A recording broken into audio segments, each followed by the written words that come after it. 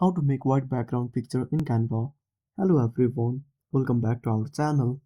So let's dive right in without wasting any time. Also make sure to watch this video till the end. So first of all open up Canva on a device.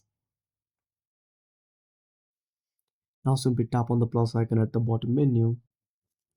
Then tap on upload. Now select the photo. Then tap on using a new design. Now wait for some time. Again select the photo. Now at the bottom menu, you will find an option for VC remover. Now simply tap on it. Now simply subscribe to Canva Pro, then you will be able to remove the background for any photos and use a white background image. And that's it. Thanks for watching. Make sure to subscribe our channel and hit the bell icon. See you in the next video.